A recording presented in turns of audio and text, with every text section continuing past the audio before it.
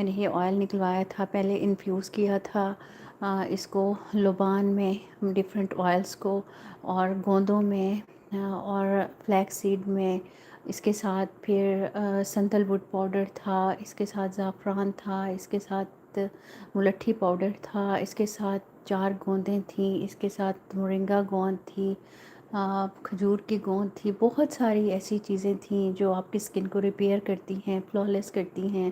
آپ کی جو ریپیئرنگ ہے اس کو کرتی ہیں۔ میں نے اس کو کیوں بنایا تھا، میں نے آپ کو بتایا تھا میں عمرے پہ گئی تھی نا، جب میں واپس آئی تو مجھے نا PR پیکیج آیا ہوا تھا اس کا فیشیل کا۔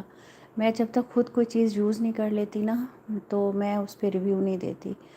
تو میں نے کہا چلیں ٹھیک ہے میں آپ کا ریویو کر دوں گی، لیکن پہلے میں اس کو یوز کروں گی۔ تو میں وہاں عمرے پر بھی تھی، بہت میسیجز آتے رہے آپ ہی آپ کب آئیں گی، ریویو کریں گی، کب آئیں گی۔ تو آتے ہی جناب آپ کو پتہ ہے وہاں سن ٹین ہوا ہوا ہوتا ہے اور اسکن خراب ہوئی ہوئی ہوتی ہے، تو میں نے آتے ہی اگلے دن نا فیشیل کر لیا۔ وہ یقین کریں اس فیشیل سے میری اسکن کی وہ تباہی ہوئی، وہ تباہی ہوئی، آپ لوگوں کے ساتھ میں نے شیئر کیا تھا، اسکن میری ساری ڈیمیج ہو گئی، اوپر والی اسکن جو تھی نا اتنی کھردری ہو گئی اور